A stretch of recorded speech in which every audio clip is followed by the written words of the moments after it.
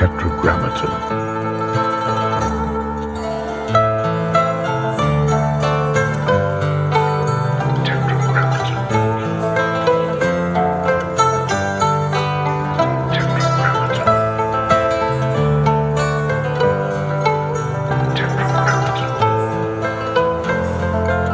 I'm memorizing the big poem, which is called Still Possible. It's a good dozen pages long. It's still possible to feel your body as fully here and fully you, but not quite your own. To find you can live both entirely as yourself and in the lovely, anonymous multitude of elements around you. Yeah. So that's the phrase, yeah. That you can live both entirely as yourself and in the lovely, anonymous multitude of elements around you. That you've always been a brother and sister to the clouds beyond the window, or have lived your secret unspoken marriage with the pale blue sky for more years than you could ever remember, and that you have always been proud to be, through all your difficulties, a loyal companion and friend to the foaming tide, coming and going, appearing and disappearing with you and for you, day after day on the ceaseless shore. Yeah, so there you've got all of those companions that we've co-evolved with. We've co-evolved with the blue of the sky as an ally to our happiness, actually, to mountain air, to the aromas of the earth and the ground, and to the way the light changes in the sky, to the proximity of other human beings that we love. We're surrounded at all times by various visible and invisible spectra of belonging. Beautiful. A lovely, anonymous multitude of elements around us. Yeah. The poem actually starts with the most difficult possibility of all, still possible. It's still possible to be kind to yourself, to drop constraints and fall often to your knees. It's not too late now to bow to what beckons. The world's still swimming around you as you kneel, transfigured by what sweeps on. It's still possible to leave every fearful former self in the wake of newly heard words minted from an astonished mouth. It's still possible to feel your body as fully here and fully you, but not quite your own. To find you can live both entirely as yourself and in the lovely, anonymous multitude of elements around you. Did you write that to yourself? I did, yeah. I wrote it. This was my big lockdown poem in a way. Yeah. Yeah. It sounds like that. It Yeah, sounds... exactly. Oh, yeah, it's giving, I often, there is the poetry, what I call the poetry of self-admonition. In other words, giving yourself a good telling off. Yeah. Yeah. So I've got one called Self-Portrait. Doesn't interest me if there's one God or many gods. I want to know if you belong or feel abandoned. If you can know despair or see it in others. If you're prepared to live in the world with its harsh need to change you. If you can look back with firm eyes saying, this is where I stand. I want to know if you know how to melt into that fierce heat of living, falling toward the center of your longing. I want to know if you are willing to live day by day with the consequence of love and the bitter, unwanted passion of your sure defeat. I have heard in that fierce embrace, even the gods speak of God. Wow. Yeah. Beautiful. Yeah, I had a wow when I wrote it. That's a good one. So thank you for the corroboration. Yeah, so that's the self-admonition. That's looking in your mirror and, in a sense, saying you're bigger than this, you know? Yeah. It doesn't interest me if there's one God or many gods. Stop wasting your time with those abstract theological questions. Yes. Doesn't interest me if there's one God or many gods. I want to know if you belong or feel abandoned. If you can know despair or see it in others. That was my mother's question that I inherited. It's mine now, you know? Yeah. If you can know despair or see it in others. If you are prepared to live in this world. If you're prepared to live in this world with its harsh need to change you. If you can look back with fierce eyes saying, this is where I stand. I want to know if you know how to melt into that fierce heat of living, falling toward the center of your longing. If you are prepared to live day by day with the consequence of love and the bitter, unwanted passion of your sure defeat. Yeah. I have heard in that embrace, even the gods speak of God. And a really powerful line for me there was that I want to know if you can live with the consequence of love. Yeah. Because we can all fall in love. Yeah. But then staying with the love and through to its full maturation, that's what will kill you. Yeah. And God speak of God Yeah. is Yeah, the whole thing breaks open. It's not strong. you, it's everyone saying it at the end. Yeah. The chorus, yeah. This is another poem in the tradition of self-admonition. Everything is waiting for you. When you're losing faith and you're operating from the part of yourself that's not courageous enough to understand what's occurring, when you're operating from the periphery. So the accusation, j'accuse, I accuse you, that's penetrating. It's not just an accusation, it's actually a way of penetrating to a deeper part of yourself in your self-reflection. Your great mistake is to act the drama as if you're alone, as if life were a progressive and cunning crime with no witness to the tiny hidden transgressions. To feel abandoned is to deny the intimacy of your surroundings. Surely, even you at times have felt the grand array, the swelling presence, and the chorus crowding out your solo voice. You must note the way the soap dish enables you, or the window latch grants you courage. Alertness is the hidden discipline of familiarity. The stairs are your mentor of things to come. The doors have always been there to frighten you and invite you. And the tiny speaker in the phone is your dream ladder to divinity. Put down the weight of your aloneness and ease into the conversation. The kettle is singing even as it pours you a drink. The cooking pots have left their arrogant aloofness and seen the good in you at last. All the birds and creatures of the world are unutterably themselves. Everything, everything, everything is waiting for you. When you say the words, they make you smile. Mm-hmm. It's very beautiful. Thank you. Yes. Great power in the words. Yeah, the phone is our enemy at times, but it's a lovely, sweet mercy to say. And the tiny speaker in the phone is your dream ladder to divinity. Yeah. You can turn any amplification of your voice into an entrance into heaven. Your great mistake is to act the drama as if you were alone, as if life were a progressive and cunning crime with no witness to the tiny hidden transgressions. To feel abandoned is to deny the intimacy of your surroundings. Surely, even you at times have felt the grand array, the swelling presence, and the chorus crowding out your solo voice. You must note the way the soap dish enables you, or the window latch grants you courage. Alertness is the hidden discipline of familiarity. The stairs are your mentor of things to come. The doors have always been there to frighten you and invite you. And the tiny speaker in the phone is your dream ladder to divinity. Put down the weight of your aloneness and ease into the conversation. The kettle is singing even as it pours you a drink. The cooking pots have left their arrogant aloofness and seen the good in you at last. All the birds and creatures of the world are just unutterably themselves. Everything, everything, everything is waiting for you. So what's the feeling when you write that?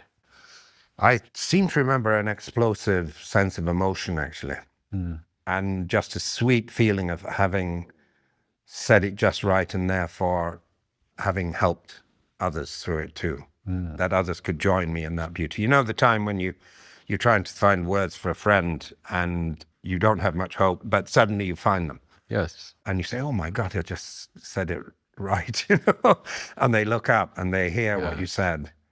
That's the experience I had there of just having found the sweet spot of both speaking and listening at the same time. So I knew the poem had a future, would live on. Yeah. Yeah.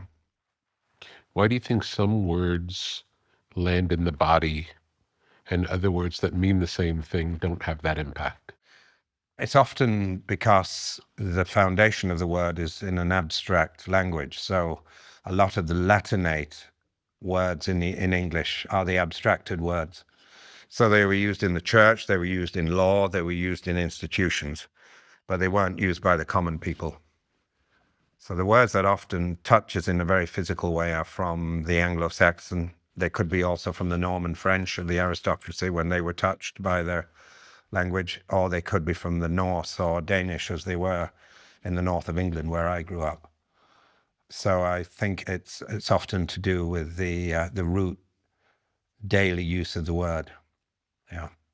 Shakespeare had this brilliant ability to layer word upon word, often using the Latinate at the end, the Latinate derivations, after he'd set the physical sense of the word in your mind. Yeah.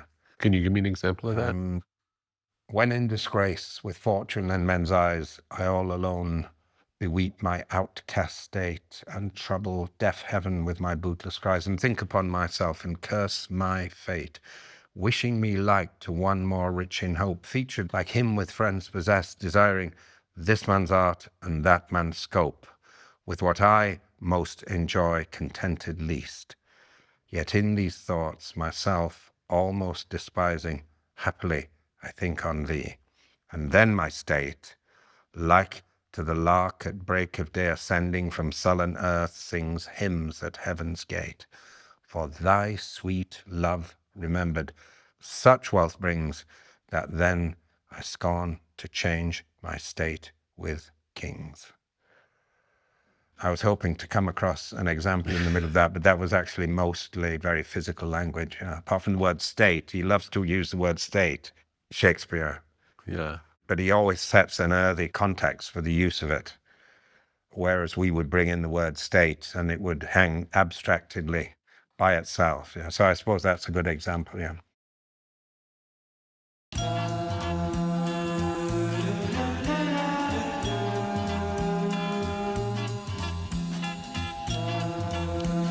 LMNT, element electrolytes. Have you ever felt dehydrated after an intense workout or a long day in the sun? Do you want to maximize your endurance and feel your best? Add element electrolytes to your daily routine. Perform better and sleep deeper. Improve your cognitive function.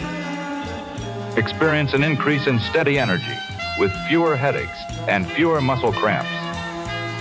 Element electrolytes. Drink it in the sauna. Refreshing flavors include grapefruit, citrus, watermelon, and chocolate salt.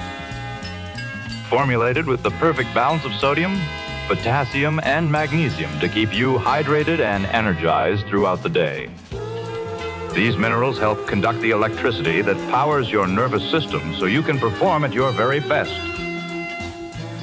Element electrolytes are sugar-free, keto-friendly, and great tasting. Minerals are the stuff of life. So visit drinklmnt.com/tetra and stay salty with Element Electrolytes. LMNT.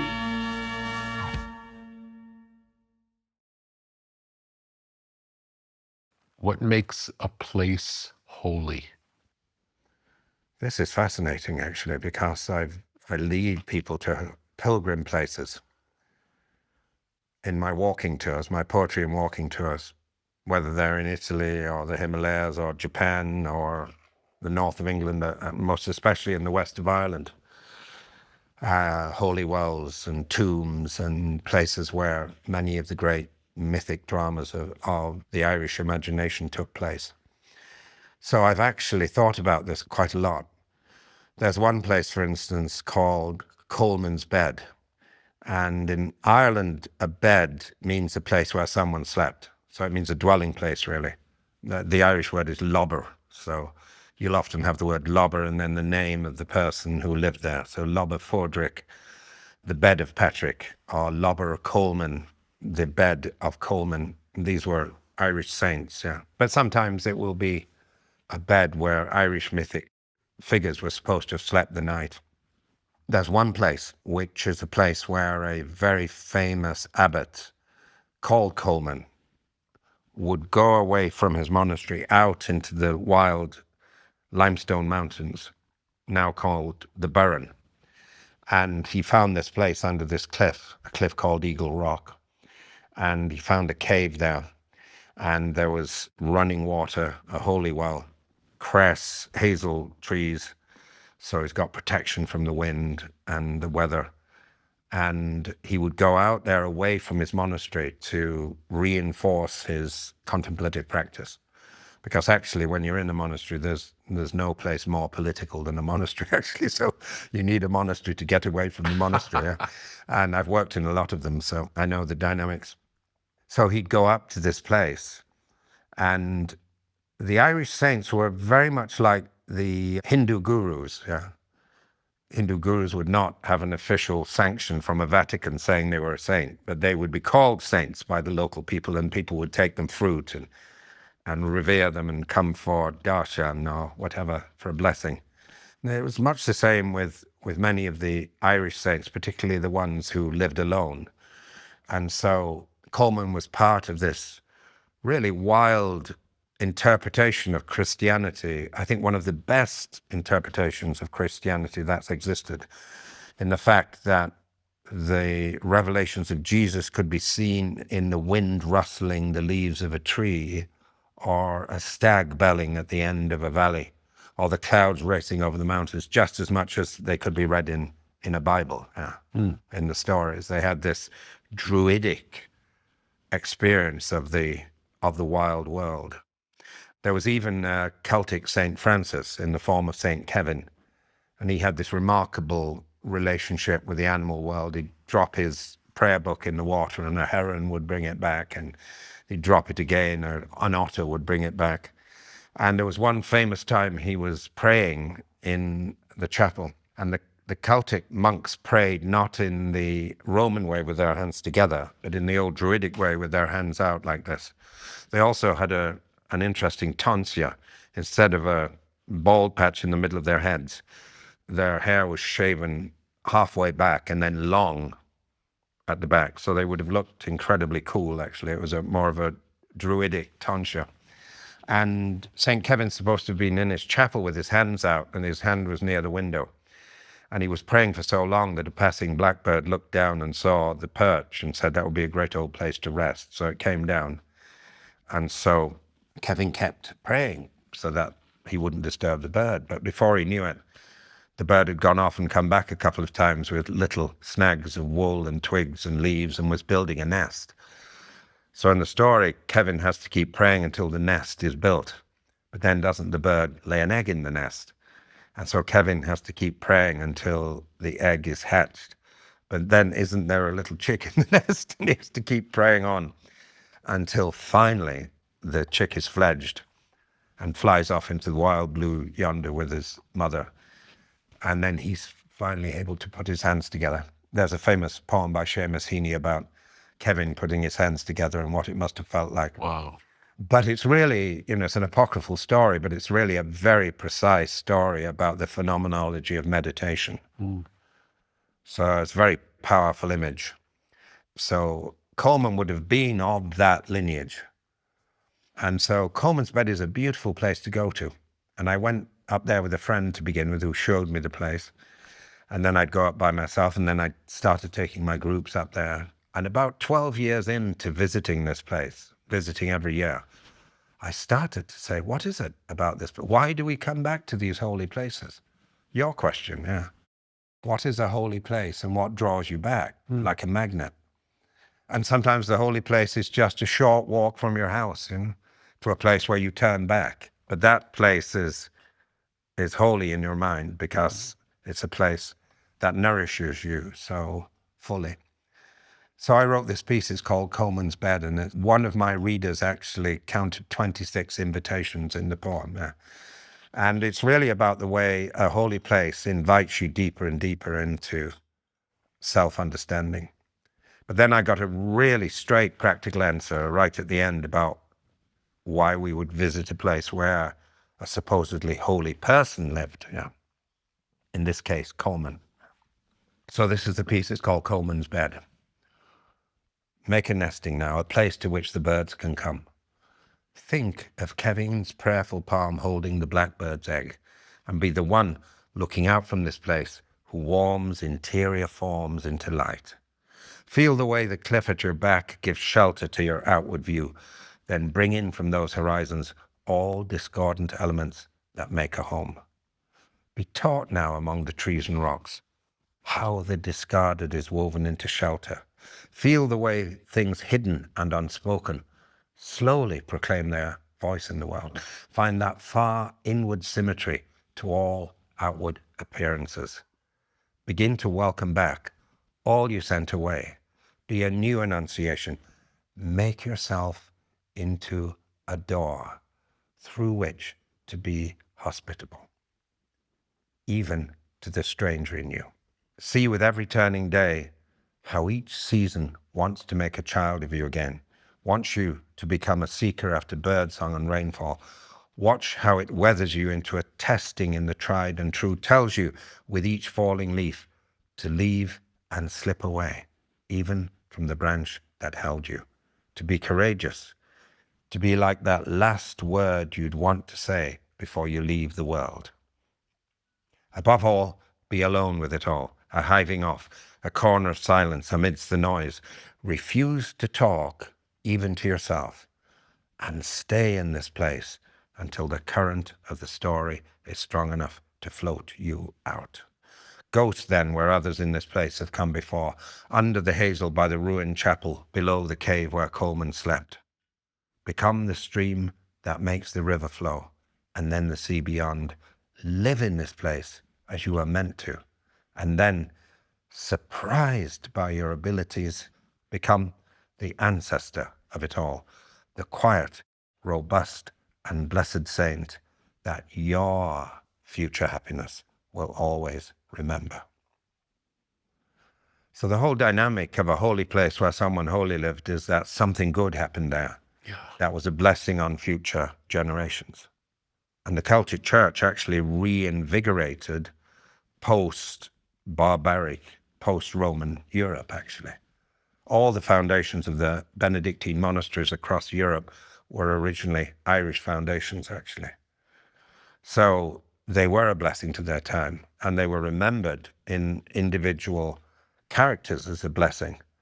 So we go back because something good happened there. But the invitation is to, in many ways, is to be that saint for your future self.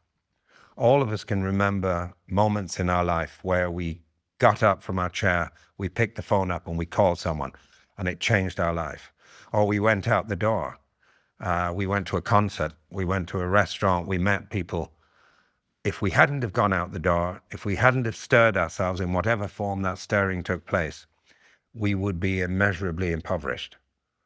So you can go back and thank that saintly moment, that person you were. In a kind of pilgrimage, you can go back and say, thank God, David, thank God, Rick, you went out the door, you went to the concert, huh? You met that person. Yeah. But the corollary of that is, what could I do now that my future self would come back and thank me for? Wow. Yes, yeah. So beautiful. Become the ancestor of it all. Yeah. The quiet, robust, and blessed saint that your future happiness will always remember. You told me a story about coming into a situation some time ago and meeting a person and saying, this is how you meet someone you'll know for the rest of your life. Mm-hmm. Tell me about that. That was at the time of my son's birth, and there were three couples who had three boys together, and we were one of the couples. And the women, of course, got to know each other through all the Lamaze classes and yoga and God knows what. And we men just met each other at the time of the birth. In fact, after the births. First there was David born, then there was my son Brendan, and then there was Nico born to Brian and Irene. And we all made a pilgrimage to see the last baby. So we were all there in the room, except I was the last person to come into that room where the mother was with Nico. And when I came through the door, I saw this man, young man my own age, sat looking through the bars of the bed at the bottom. It was an old-fashioned metal hospital bed. And I saw his face and I said to myself, this is how you meet people you will know for the rest of your life. This is how you meet a person. And it was so prophetic. We became such close and intertwined friends. I'm going to his house in Oxford, and we became close friends, artistic friends. He was a book designer and calligrapher, and one of the best book designers in Britain, actually. But also, I inveigled him into going into the mountains and starting rock climbing. We became mountaineering and alpine and rock climbing buddies for years, with our lives literally in each other's hands. So here we are, 40 years later, literally, still in that powerful relationship. It's that intuition of friendship. You know, if you have a young son or daughter and they're sometimes desperate to play with another friend, you know, you take them out to a playground and they see another boy or another girl, and you can feel their body all a quiver just for that companionship, that playmate. We all have it within us still. And I actually think the making of new friends is a real hallmark that you're still alive. I think, for instance, in North America, one of the tragedies of male society is that American males cruise on the friendships they make up until college. And then everything after that is predicated on whether you're working together or not. And if you're working together, you might have a friendship that endures. But as soon as you work in another place, and part of the corollary of that is that American men often run their emotional lives through their women. So they don't have a direct emotional exchange with another man around their deepest difficulties or fears. That's a generality, of course. There are American men who are able to make. Of course. Yes, but the ability in each epoch of your life to make a new friend, this is a sign that you're still there. You're still a player. You've still got an edge.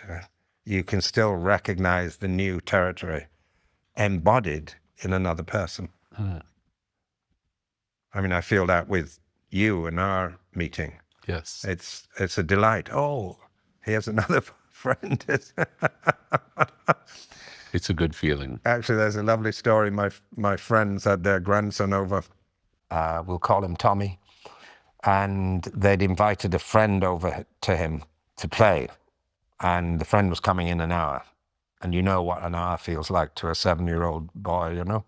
And so he sat by the window, staring out of the window at the driveway for 20 minutes or so. So his grandmother said, Tommy, come over here. I'll get you a big pile of books, and then time will go past, you know, until your friends come.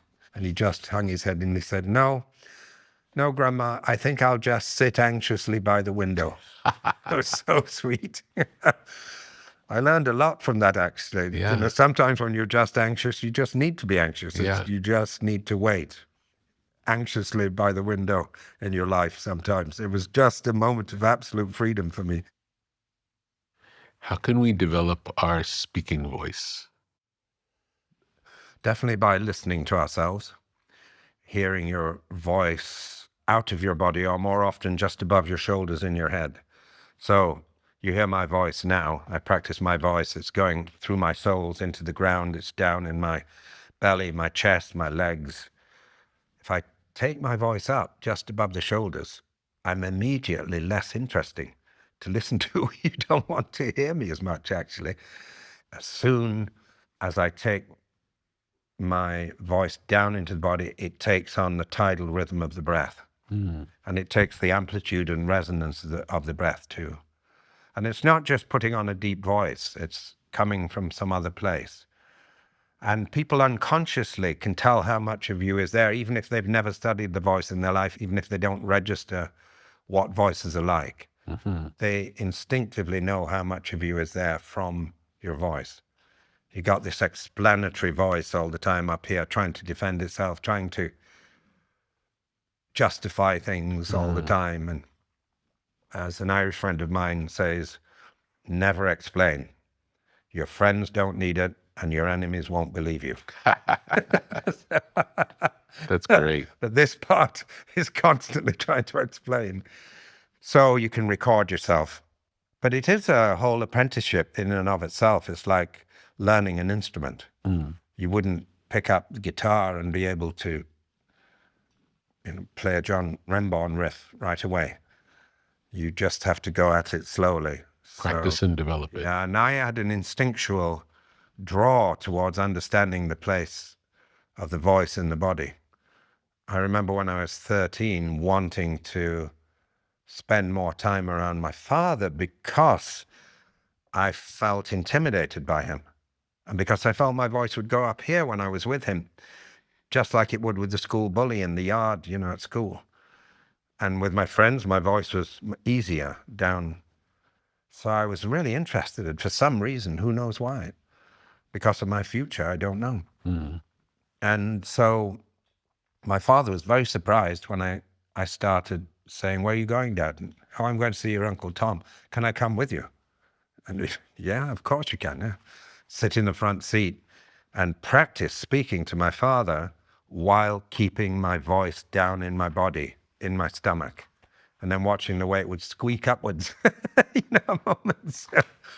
So I've been naturally drawn to that, but I know what it takes because it's been decades. If I listen to my voice in my 30s, I go, oh my God, I had so far to go, but I thought I was the bee's knees at the time. Yeah. Yeah. So the ease you can bring into your voice, the tidal movement, the arrival with the other person's listening, this is part of the dance of the voice, is to bring the other person along with what you're saying so that they're almost saying it as you are saying it. Mm-hmm. Yeah. In a world of artificial highs and harsh stimulants, there is something different, something clean, something precise. Athletic nicotine. Not the primitive products found behind convenience store counters. Not the aggressive buzz that leaves you jittery, but a careful calibration of clean energy and focused clarity. Athletic nicotine. The lowest dose tobacco-free nicotine available. Made entirely in the USA. No artificial sweetener, just pure, purposeful elevation. Athletic nicotine is a performance nootropic. Athletic nicotine is a tool for shifting mindsets. Athletic nicotine is a partner in pursuit of excellence. Slow release, low dose, gradual lift, sustained energy, soft landing, inspired results. Athletic nicotine, more focus, less static. Athletic nicotine, more clarity, less noise. Athletic nicotine, more accuracy, less anxiety. Athletic nicotine, from top athletes pushing their limits to artists pursuing their vision. Athletic nicotine offers the lift you've been looking for. Learn more at athleticnicotine.com/tetra and experience next level performance with Athletic Nicotine. Warning, this product contains nicotine. Nicotine is an addictive chemical. Tell me about cadence and rhythm. Yeah, the cadence and rhythm of poetry is the cadence and rhythm we find ourselves in whenever we have to carry deep meaning to another person. When you are bringing very traumatic news to another person around a death or something they just don't want to hear, you will fall into a natural poetic rhythm in your voice. You will also say it 3 times in 3 different ways, and you will touch their shoulder or their hand as you say it. Contact, physical contact with the voice, with the body. And you may even fall into iambic pentameter, which is how human beings speak, in English, I should say, when you're in a flow of carrying a narrative which must be heard in its depths. Have you ever been to a fortune teller? Only in the street, yes. Oh, but I have, in a sense. I had a session with the state shaman of Tibet, actually, in his exile in Nepal, in a Tibetan refugee camp. I got taken there, and it was really quite extraordinary, really. So he set up this altar of mirrors and everything and brought down this deity. And I was up there and I went into some kind of... An altar of mirrors? Yeah, it was this altar, little altar of mirrors. The understanding I got from the translator was that this powerful deity was brought down into this altar. And then he took on the voice of the deity. And I absolutely collapsed on the floor. It was really an extraordinary physical experience. Wow. He said that he saw me in a past life as a monk, actually. Didn't say whether it was a Tibetan monk or whatever it was, but I was a monastic and had been a monastic. And I was delirious, actually. It was really extraordinary. I hardly heard anything he said. I only heard from others what he said about it, and that was the one thing he said. Yeah. So that was, I suppose that was close to Yes, being yes. a fortune teller, except at another level. But I have had experiences with what I would call real, authentic, well, you could only say psychic powers, really, about. Yeah, tell me. And that's a man of great integrity, David Spangler. And he's very quiet, very unassuming, which is always a good recommendation for someone. But he and his older woman friend, Myrtle, were really quite extraordinary. And so Myrtle, when I was in my late 20s with almost nothing to show for my poetic future, told me in no uncertain terms that I would be on stage in front of thousands of people and that I would be extraordinarily famous and that it would be through poetry.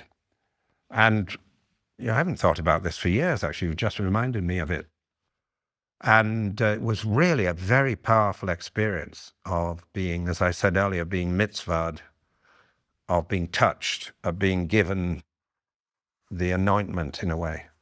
Yeah. And I could feel it in my body. I could feel this tingling sense of anticipation. I couldn't sleep that night. My body was just aglow with this prediction out of nowhere, really, that was one of recognition in my own body that this is what actually lay ahead of me. So that was absolutely extraordinary. There's no corroborating. I've no corroborating understanding from my training in science of how that would occur. It's an amazing story. Yes. And the fact that that description of being famous for poetry and speaking to thousands of people live, it's a very short list. Exactly. I mean, if you're going to... It's a short list. It's not like you'll be on television. There are thousands and thousands of people on television, exactly, hundreds of thousands of people.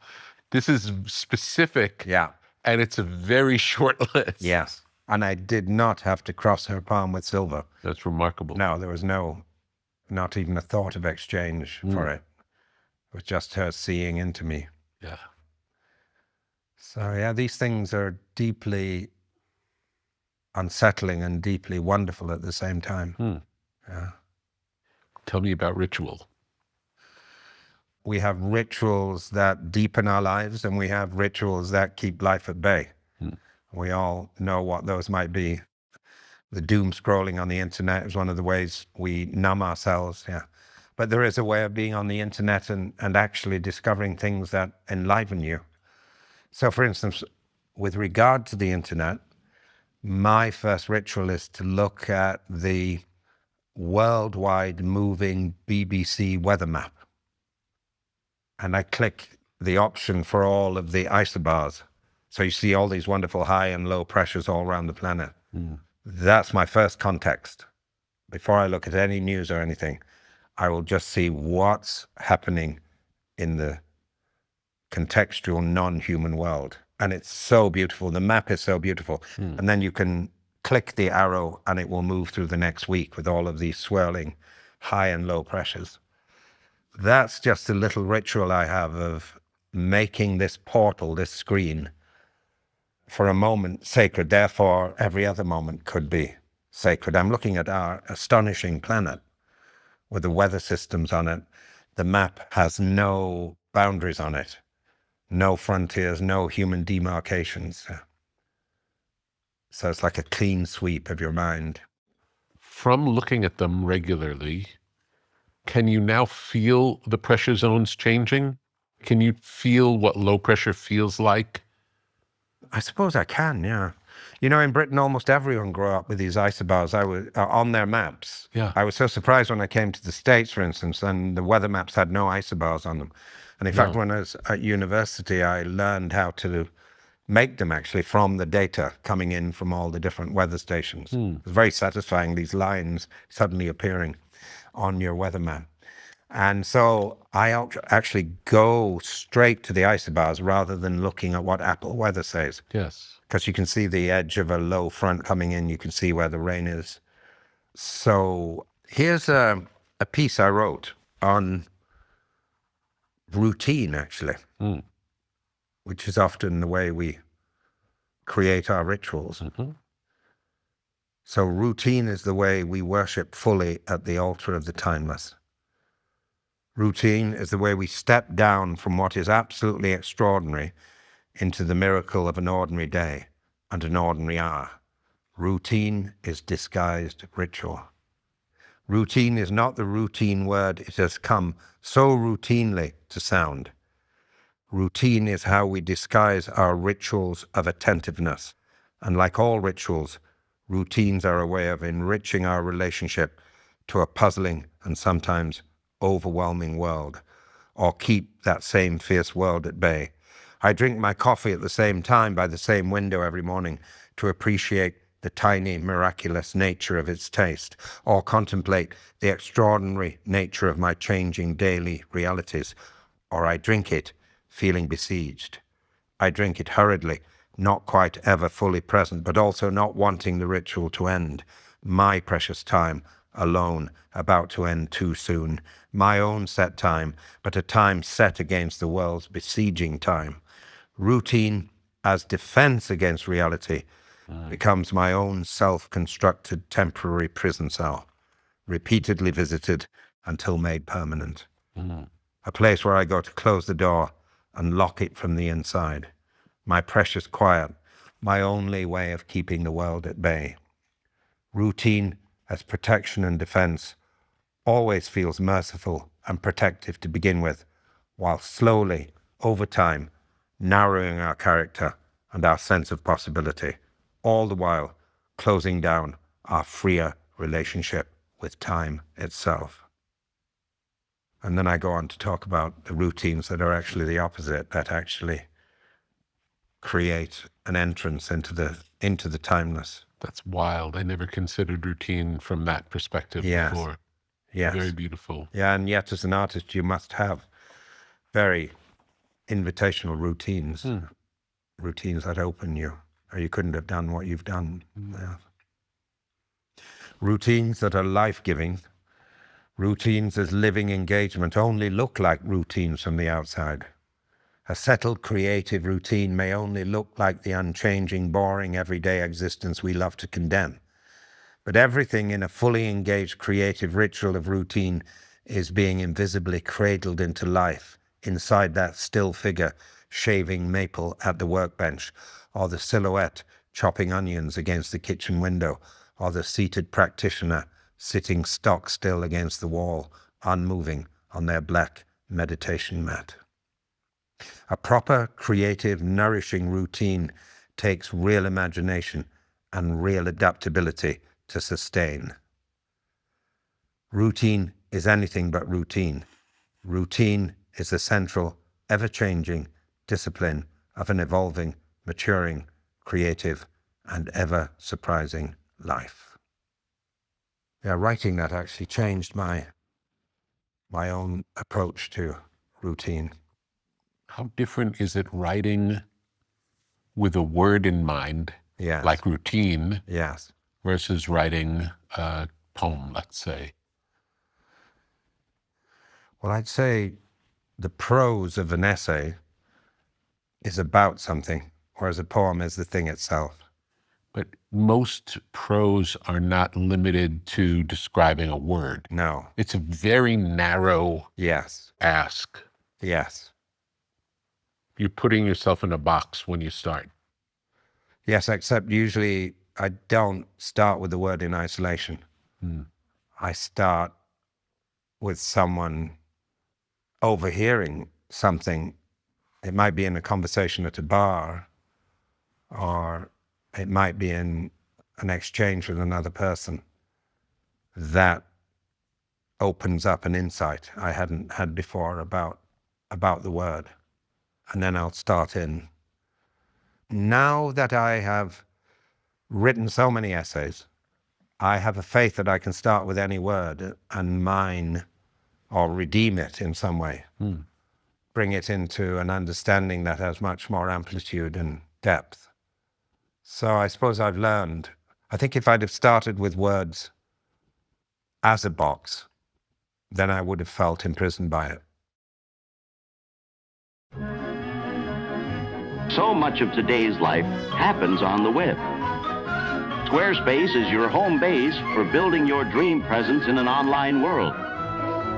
Designing a website is easy, using one of Squarespace's best-in-class templates. With the built-in style kit, you can change fonts, imagery, margins, and menus, so your design will be perfectly tailored to your needs. Discover unbreakable creativity with Fluid Engine, a highly intuitive drag-and-drop editor. No coding or technical experience is required. Understand your site's performance with in-depth website analytics tools. Squarespace has everything you need to succeed online. Create a blog, monetize a newsletter, make a marketing portfolio, launch an online store. The Squarespace app helps you run your business from anywhere. Track inventory and connect with customers while you're on the go. Whether you're just starting out or already managing a successful brand, Squarespace makes it easy to create and customize a beautiful website. Visit squarespace.com/Tetra and get started today. Is there an essay that you've written not based on a word? No. I've written prose books, but not essays. No, I haven't. No, it started with the word regret. Yeah. Being requested to write on a single word. And out of nowhere, I got the word regret in the restaurant in Paris, and was so surprised by what came out that I was suddenly incredibly happy to think of other words that I might redeem for myself, because I did myself so much good around the word regret. I suddenly stopped having regrets about regrets. Yeah. So, yeah. Yeah, you took the charge out of it. Yeah. Is there some aspect of that work that's like detective work? It does feel like detective work. Yeah, it does, yeah. Etymological detective work. It's the etymology of the heart as well as the word itself. Yes, it's very satisfying. The one that I'm most proud of in many ways, I mean, there are the really powerful, impactful essays that knock you over like Time and Death. But the one I did on background, which is such a boring word, and I really taught myself about the power of background out of that essay. And you must work with that all the time with music. Yeah. Yeah. I mean, one of the phenomena of passing into deeper forms of attention in Zen sitting is that the background becomes just as important as the foreground. In fact, you realize you never really saw the foreground until you saw the background from which it was emerging. Yes. So I say that background is not the you go first word that it seems to be, actually. Do you want to read a little bit of background? Let's try it. Stark's tongue-in-cheek here. Background is not the shy, retiring, you go first word it seems to want to be. Background is underestimated and calls on us to widen our vision and open to a greater breadth of attention. Foreground dominates our lives, is overestimated in importance, and hides the greater context from which it has emerged. The neglect of background is the source of much of our present loneliness and most definitely our present unhappiness. Background is always what we start to pay attention to when we start to pay real attention.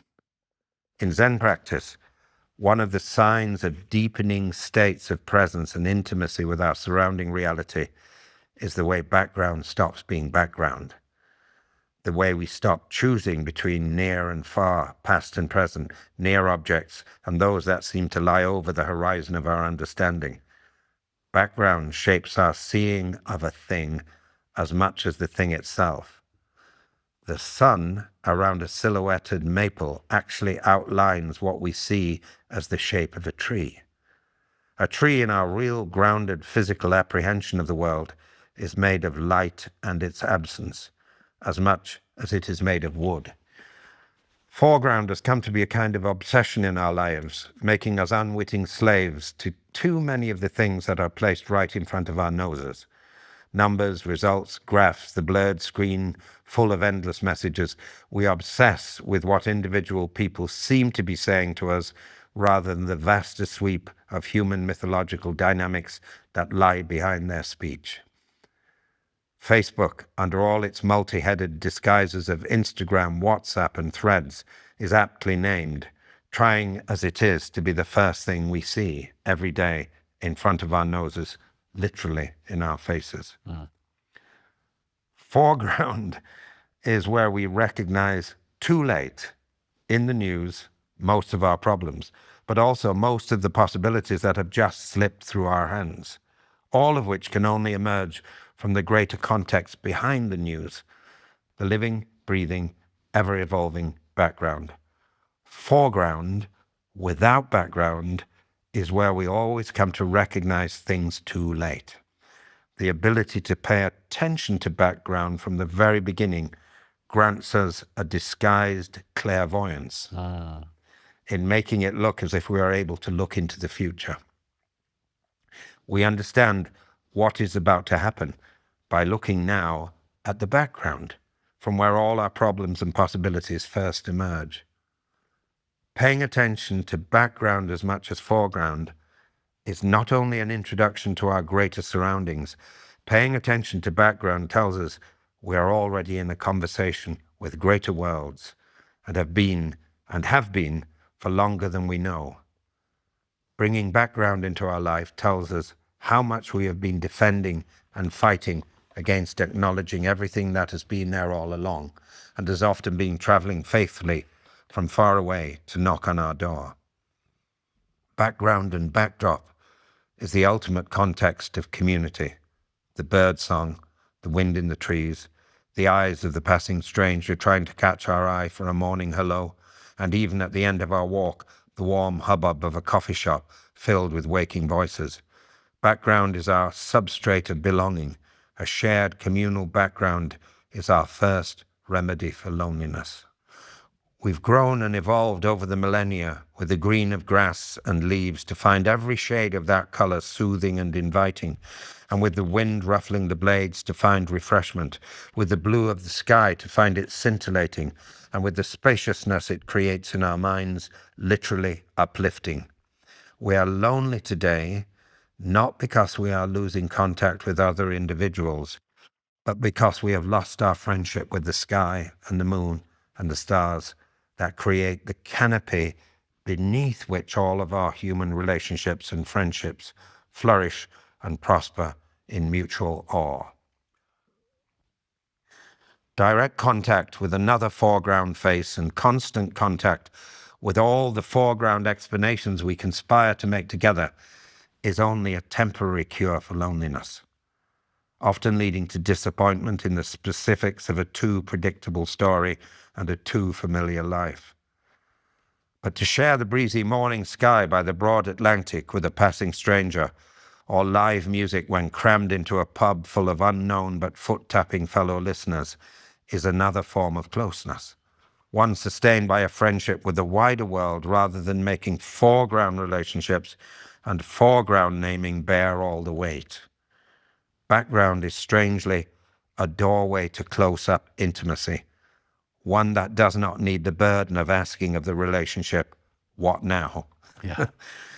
We share a sky, the sound of the rain, the appreciation of music with almost all our fellow human beings. The shared greater context of our surrounding life is what grants the real possibility of deep friendship to our foreground friends. Even prisoners who rarely see the sky, but who share a proper sympathetic understanding of their enclosed background and their curtailed background lives, are given, through their prison walls, the possible intimacies of friendship. Background is half of what we see and hear. Background is half of what we do not see and hear. Background is our visible and invisible helpmate, waiting for us to raise our heads to look and see. Background is the constellation of swirling forces out of which our life emerges, and background holds our future. The horizon in our life that always draws us on.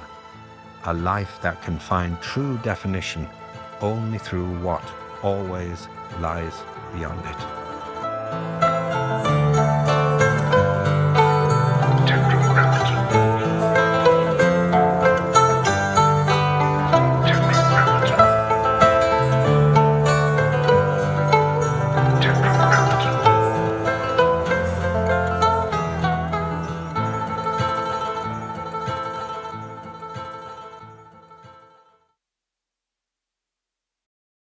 Tetrogrammatin is a podcast. Tetrogrammatin is a website. Tetrogrammatin is a whole world of knowledge.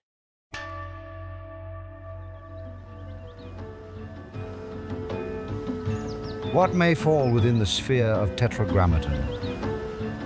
Counterculture? Tetragrammatin. Sacred geometry? Tetragrammatin. The avant-garde? Tetragrammatin. Generative art? Tetragrammatin. The tarot? Tetragrammatin. Out-of-print music? Tetragrammatin. Biodynamics? Tetragrammatin. Graphic design? Tetragrammatin. Mythology and magic? Tetragrammatin. Obscure film? Tetragrammatin. Beach culture? Tetragrammatin. Esoteric lectures? Tetragrammatin. Off-the-grid living? Tetragrammatin. Alt spirituality? Tetragrammatin. The canon of fine objects? Tetragrammatin. Muscle cars? Tetragrammatin. Ancient wisdom for a new age. Upon entering, experience the artwork of the day. Take a breath and see where you are drawn. Tetragrammatin.com